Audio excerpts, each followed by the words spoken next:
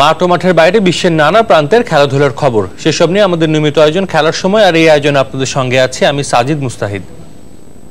শুরুতে Bangladesh premier league ক্রিকেটের খবর। দাপটের সঙ্গেই বিপিএল এর শিরোপা জিতল ঢাকা ডায়নামাইটস।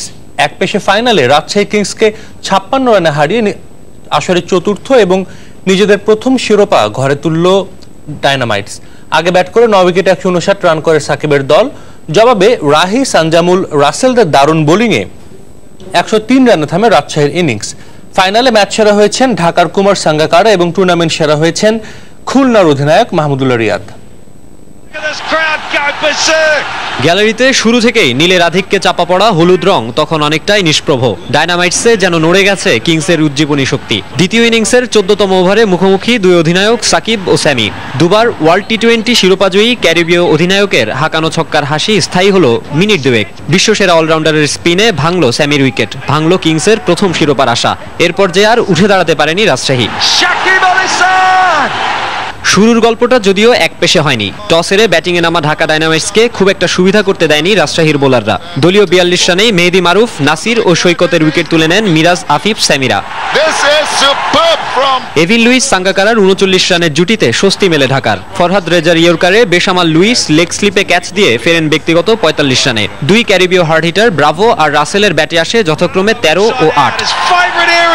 বিনোদনের ক্রিকেট টি20তে সাকিবের ব্যাটে 4 ছক্কার খোঁজে থাকলেও ঢাকার সমর্থকদের হতাশ করে ফরহাদ রেজার দুর্দান্ত ডেলিভারিতে তিনি ফেরেন মাত্র 12 রানে। ম্যাচের এক সময় হতাশাগ্রস্ত অনেকেই যখন ডায়নামাইটসের নক্ষত্র পতন দেখে ফেলেছিলেন, তখনই তাদের নিরাপদ নগরের আশ্বাস দেন অভিজ্ঞ সাঙ্গাকারা। তার কার্যকরী 36 আর সানজামুলের 12 রানে 160 রানের চ্যালেঞ্জিং টার্গেট ছুড়ে দেয় ঢাকা। ঠান্ডা মাথায় বিজয় ছিনিয়ে নেয়ার মন্ত্র জপে নামলো রাজশাহী।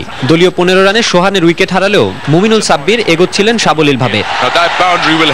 তবে দলীয় 62 রানে 26 রান করা সাব্বিরকে দারুণ এক থ্রোতে রান আউট করেন মেহেদী মারুফ।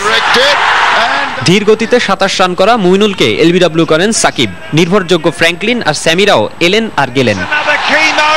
গ্রুপ পর্বে এই ঢাকার বিপক্ষে 2 জয়েরই নায়ক প্যাটেল জাদু দেখাবেন, সে আশায় জল ঢাললেন সানজামুল।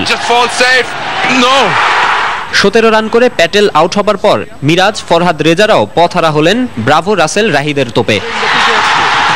মাঝে ব্রাভো থ্রো হাতে লাগায় কেস্ট্রিক উইলিয়ামস আহত হয়ে মাঠ ছাড়েন। ডায়নামাইটসের বিশালতায় আশা জাগিয়েও নিমজ্জিত রাজশাহী কিংস। ব্রাভো, রাসেলদের চ্যাম্পিয়ন নৃত্য আর স্যামির অনুকরণে সেলফি উদযাপন চলল মাঠ জুড়ে। চারপাশ ঘিরে গ্যালারিতে মুঠোফোনের আলো জ্বালিয়েই চলল দর্শক অভ্যর্থনা। মিরপুরের আকাশ জুড়ে আতশবাজির ঝলকানি। শিরোপার স্বর্ণস্বাদের অংশ হতে চাইলেন সবাই।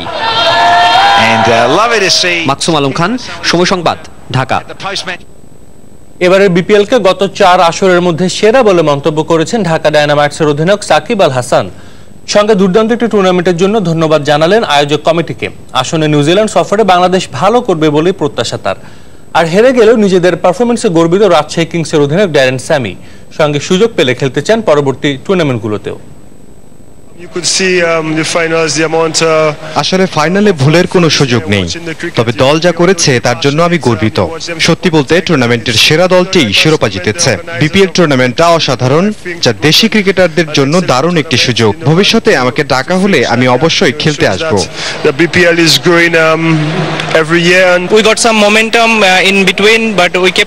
গত 1 মাস দল অনেক পরিশ্রম করেছে। আমার মনে হয় এই শিরোপা তারই ফসল।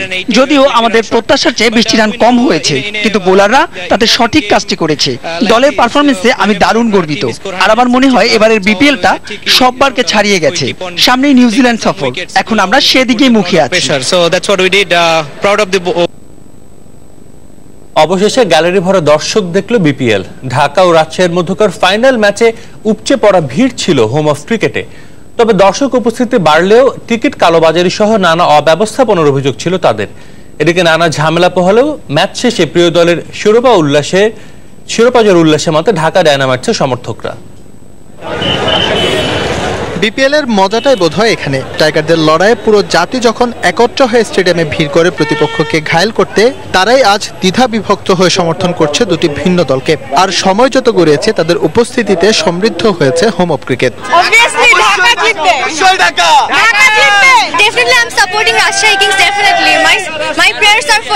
দর্শক ঘরে থাকে এবারে বিপিএল এর সে আক্ষেপটা ঘুচেছে একদম ফাইনাল ম্যাচে এসে। রাজশাহী এবং ঢাকার মধ্যকার সে ম্যাচে হাজারো সমর্থক স্টেডিয়ামমুখী হলেও তাদের অভিযোগের অন্ত ছিল না নানা অব্যবস্থাপনা নিয়ে। ফাইনালের মঞ্চে শেষ হাসি হাসবে কে, সে প্রশ্নের জবাব খোঁজার আগে অবশ্য ক্রিকেট প্রেমীদের উদ্দেশ্যে প্রশ্ন ছিল কেমন গেল বিপিএল এর চতুর্থ আসর। তাতে অবশ্য উত্তরটা এসেছে পক্ষে বিপক্ষে দুদিক থেকেই। খুব বেশি রান হয়নি, বাট কিছু কিছু ম্যাচগুলো ছিল বেশ কম্পিটিটিভ।